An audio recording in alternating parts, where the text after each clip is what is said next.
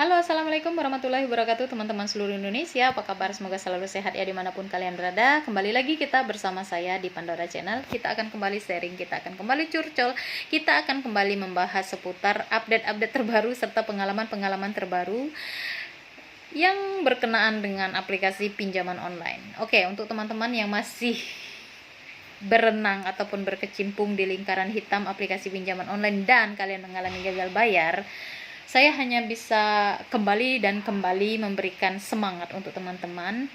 Tolong jangan sampai merugikan diri kalian sendiri, jangan sampai merugikan kalian dan keluarga kalian, serta jangan sampai merugikan usaha kalian demi membayar hutang ke aplikasi pinjaman online.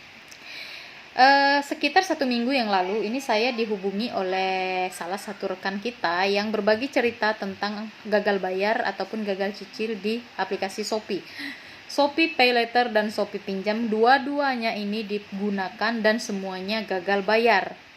Ya, saya sempat bertanya juga kenapa bisa demikian, dan dijawab sebetulnya fitur Shopee Pay Later dan Shopee Pinjam ini dia gunakan untuk merintis small businessnya dia.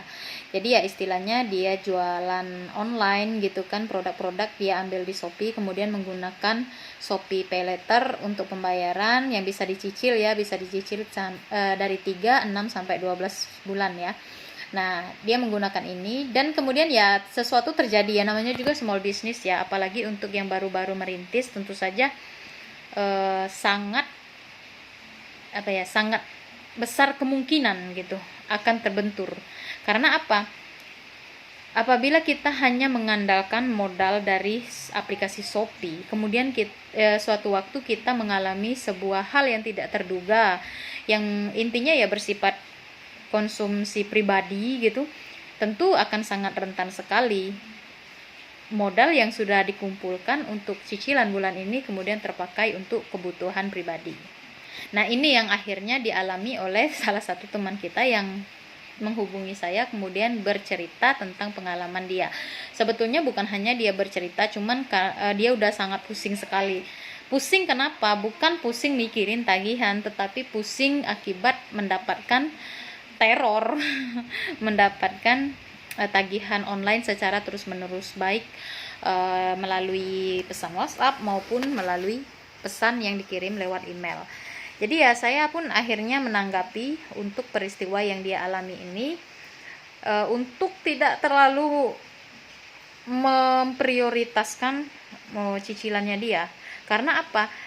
Dia pun sempat menyampaikan bahwasannya untuk makan aja dia susah, apalagi untuk membayar cicilan. Jadi untuk kondisi yang seperti ini, saya pun menyarankan bahwasanya ya udah, kamu selamatkan aja dulu perut kamu. Kamu selamatkan aja dulu perut kamu, anak-anak kamu dan keluarga kamu. Jika urusan perut kalian situ udah selesai, udah terpenuhi, kemudian ada lebihnya, itu yang kalian sisihkan untuk membayar cicilan kalian. Sampai akhirnya saya berkata kayak gini ya, Shopee itu perusahaan besar, omsetnya itu udah miliaran per hari. Ya, kita kan nggak tahu juga kan sebenarnya angka keuntungan perusahaan itu berapa gitu kan. Yang jelas itu adalah perusahaan besar, dimana sebetulnya cicilan kamu yang hanya nominalnya 500.000 per bulan itu tidak akan begitu berpengaruh pada kerugian perusahaan Shopee ini.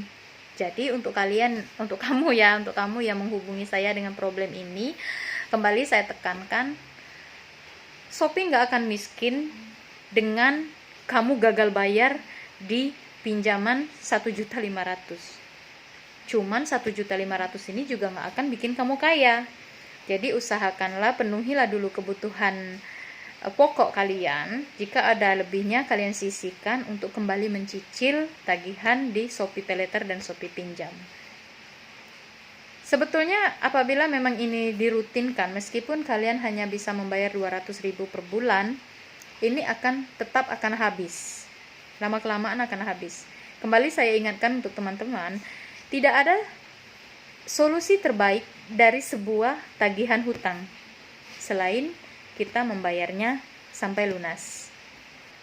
Dan permasalahan tentang gagal bayar di Shopee Pay Later dan Shopee Pinjam ini hampir setiap hari ya, setiap hari teman-teman menghubungi saya, entah mungkin mereka pernah nonton video di channel YouTube saya ini, kemudian mereka mendapatkan nomor saya, kemudian menghubungi saya bercerita secara pribadi, karena yaitu daripada mereka bercerita kepada keluarga, daripada mereka bercerita kepada kerabat gitu, jadi mereka lebih memilih bercerita kepada saya. Dan oke, ini saya membuka pintu serta welcome kepada teman-teman yang memang membutuhkan tempat curhat atas permasalahan gagal bayar ya, seputar penggunaan aplikasi pinjaman online, bukan curhat permasalahan yang lain. Karena memang kapasitasnya di channel YouTube saya membuka curcol tentang seputar pengalaman menggunakan aplikasi pinjaman online. Dan seputar gagal bayar pun juga pertanyaan tertinggi yang saya dapatkan itu, apakah di daerah ini ada DC-nya enggak? Apakah di daerah ini ada DC-nya enggak? Ya, move on lah dulu ya dari hal-hal yang seperti itu. Intinya gini, untuk masa sekarang pinjaman online itu sudah memberikan kemudahan kepada debitur-debitur mereka yang gagal bayar. Dimana apabila kalian memang gagal bayar atau telat bayar di 1 bulan pertama mungkin, atau 2 bulan pertama gitu kan, mereka itu tagihannya bisa dicicil sekarang. Jadi di aplikasi pinjaman online yang legal ya, saya bicara, bukan yang ilegal. Kalau yang ilegal masa bodoh, saya terserah gitu. Kalian mau bayar silahkan, mau nggak bayar juga nggak apa-apa, karena memang ya yang ilegal ini seperti yang sudah santer terdengar, sudah kita ketahui bersama, dimana mereka ini memang tidak memiliki kode etik serta rasa berperikemanusiaan sedikit pun ya. Baru gagal bayar 1 hari, telat bayar 1 hari aja mereka udah sebar data, sudah pasang ini dan itu, mempermalukan kliennya, mempermalukan debiturnya. Jadi ya saya nggak mau berbicara tentang itu sebetulnya ya. Jadi untuk aplikasi pinjaman online yang legal ini, mereka sudah memberikan banyak sekali kemudahan untuk teman-teman yang memang gagal bayar. Ini bisa dicicil. Mau kalian gagal bayar di Kredivo, di Rupiah Cepat, di Ada Kami, Aku Laku, di Shopee, berapapun nominal tagihan kalian itu bisa kalian cicil, bahkan bisa dari 20.000 per hari. Jadi udah sangat dimudahkan sekali, tinggal niat kita lagi, niat teman-teman mau menyelesaikan ini atau enggak. Dan untuk yang newbie yang baru cari-cari informasi tentang seputar gagal bayar pinjol ya, saya hanya bisa berkata kepada teman-teman, jangan terlalu stres ataupun merasa terancam pada teror-teror serta ancaman-ancaman yang diberikan oleh tim admin serta tim DC dari aplikasi pinjaman online. Karena ya modus serta triknya itu sama aja, dimana biasanya mereka akan memainkan trik bahwasanya mereka akan datang ke rumah. Nah, apabila tim DC ini sudah mengirim pesan WhatsApp kepada kalian dan mengancam bahwa mereka akan datang ke alamat kalian, melibatkan RT, melibatkan tetangga, melibatkan keluarga terdekat kalian, ataupun menelpon semua nomor telepon kalian, itu sebetulnya hanya gertakan awal ya.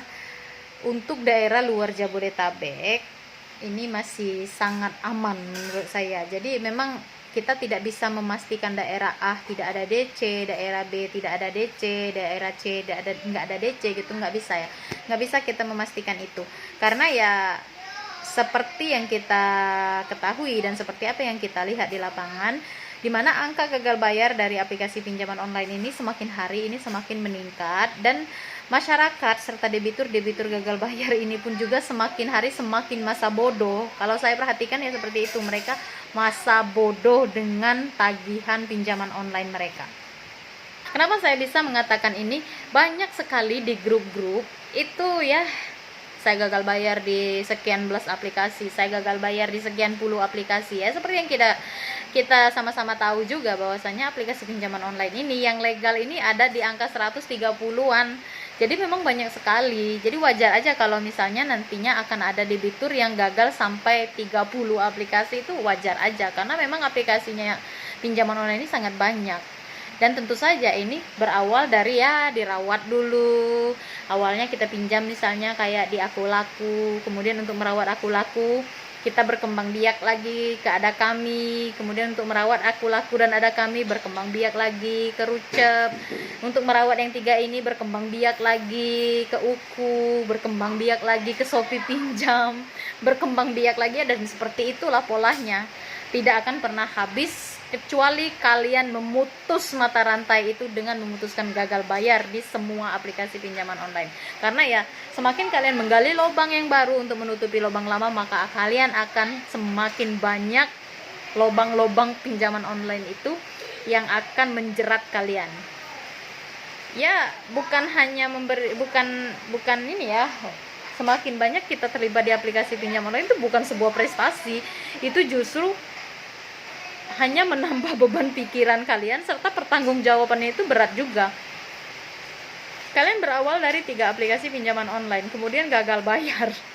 Untuk merawat yang 3 ini kalian menggali 3 lubang lagi. Ya kalau cukup, kalau enggak kalian menggali 4 lubang lagi untuk menutupi. Akhirnya apa? Jadinya 7 ini mau kalian rawat semua. Kalian meminjam lagi di 8 aplikasi yang baru, tutup yang 7 ini, akhirnya berkembang lagi menjadi 15 aplikasi. Begitu aja terus kalau mau mampus. Jadi ya kalau kalian masih bertanya, Mbak, di sini ada DC-nya nggak? Kak, di situ ada DC-nya nggak? Kak, di situ ada DC-nya nggak? Sebetulnya kalian itu merasa takut dan merasa terancam. Tujuan dari teror serta ancaman-ancaman yang diberikan oleh DC-DC aplikasi pinjaman online ini yaitu ngenain mental kalian, dimana kalian akan ya mulai berawal dari rasa takut, kecemasan yang berlebihan, kemudian kepikiran, stres, makan gak enak, tidur gak nyenyak, mikirin hutang di aplikasi pinjol, takut didatangin DC ke rumah, saya tinggal di daerah sini, Kak, ada gak DC-nya? Stop. Kalian gak perlu memikirkan itu lagi ketika kalian memang sudah memutuskan untuk gagal bayar. Karena apabila memang DC itu sudah datang ataupun benar-benar datang ke rumah kalian, ya itu resiko yang harus kalian hadapi dan harus kalian pertanggungjawabkan. Jika memang mereka datang, hadapi aja. Jika memang mereka mengancam, ya udah hadapin aja. Bilang aja kondisinya saya sedang tidak punya uang saat ini untuk membayar hutang di aplikasi kalian. Mereka nggak punya hak dan tidak mempunyai wewenang untuk memaksa serta melakukan kekerasan kepada kalian. Ingat ya, mereka datang ke rumah kalian, itu adalah kandang kalian. Itu adalah daerah kekuasaan kalian. Tetangga yang ada di dekat rumah kalian itu tetangga-tetangga kalian. Bukan tetangga dia kok. Jadi sekali dia berbuat kekerasan ataupun membentak kalian, ya udah kalian teriakin aja, ada maling masuk rumah kalian, udah kumpul dah tetangga. Dia yang bahaya. Tapi kalau untuk DC aplikasi pinjaman online yang legal, ini biasanya mereka, kalaupun mereka datang, biasanya sudah baik-baik sih. Niat mereka datang kan untuk meluruskan ataupun menuntaskan urusan kalian di perusahaan mereka. Jadi ya udah terima aja, hadapin aja. Jika memang nanti akan ada negosiasi, sesuaikan dengan kemampuan kalian. Negosiasilah dengan mereka, menyatakan bahwasanya kalian hanya sanggup dengan mencicil 300.000 per bulan atau 200.000 per bulan, bahkan 100.000 per bulan. Jadi sampaikan aja kondisi yang ada sekarang seperti apa, kemampuan kalian yang ada seperti apa. Karena ya dengan seperti itu akan clear, pelan-pelan akan selesai. Tapi kalau kalian kucing-kucingan, kalian rasa selalu takut, kewajiban kalian nggak kalian penuhi, ya kapan akan selesai? Bukankah secara sadar ya kita melakukan ataupun mendownload aplikasi mereka, menyetorkan foto kita secara selfie bersama KTP, itu kan kita lakukan secara sadar. Jadi apabila memang kalian akhirnya gagal bayar, berarti kalian dituntut pertanggungjawaban atas tindakan gagal bayar kalian. Meskipun dengan cara mencicil, kalian tetap diarahkan untuk tetap melakukan pembayaran. Jadi nggak bisa kalau nggak dibayar. Hutang nggak ada solusi yang lain kecuali dibayar sampai lunas.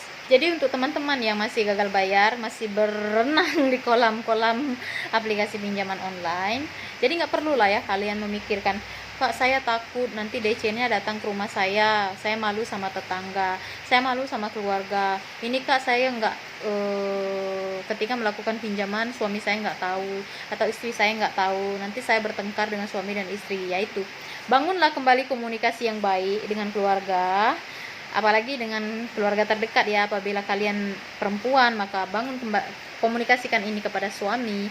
Apabila kalian laki-laki, komunikasikan ini dengan istri. Karena untuk pasangan tidak ada orang terdekat yang paling bisa memahami kalian itu kecuali pasangan kalian sendiri.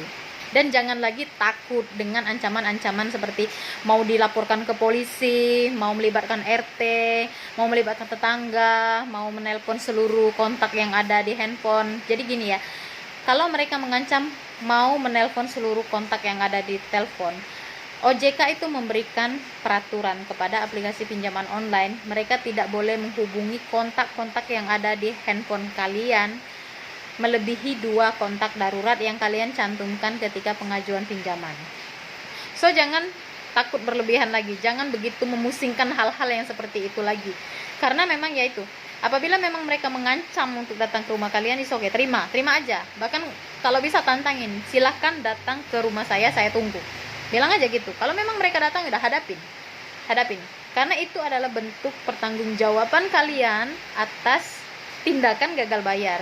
Bukankah semua tindakan yang kita ambil ataupun kita lakukan di kehidupan ini harus butuh pertanggungjawaban? Nah, itu adalah satu bentuk pertanggungjawaban kalian sebagai debitur yang akhirnya gagal bayar di aplikasi pinjaman online. Dan ya, perlu sekali lagi saya sampaikan, yang gagal bayar di aplikasi pinjol ini nggak cuma kalian kok. Jadi jangan terlalu berlebihan ya. Jangan terlalu, oh kak saya takut, kak saya stres, saya pusing, saya ini dan itu. Nggak cuman kalian kok, banyak sekali, berjuta-juta orang di Indonesia Raya kita ini mengalami hal yang sama seperti kalian. Kenapa saya bisa berani katakan itu? Yang menghubungi saya per hari itu, makanya ada yang sempat udah 3 hari WA-nya baru bisa saya balas, ada yang 4 hari WA-nya baru bisa saya balas. Karena memang yang menghubungi saya itu aja banyak banget, entah mereka udah subscribe channel ini atau belum. Pokoknya ya, kak saya di daerah sini, kak saya mengalami gagal bayar di aplikasi ini, kak gimana dong, saya diancam kayak gini, sampai di screenshot itu percakapan mereka sama DC-nya itu.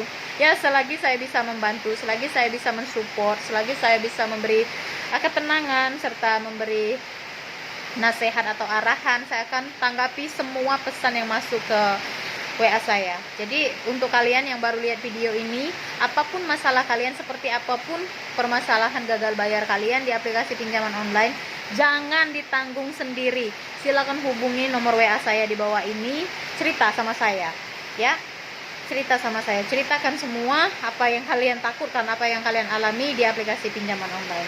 Oke, untuk teman-teman yang masih gagal bayar, salam semangat, salam support. Tetap positive thinking, lakukan yang terbaik, jangan lupa berdoa dan berusaha. Semoga urusan serta hajatnya dilancarkan serta diberikan jalan terbaik oleh Tuhan Yang Maha Esa.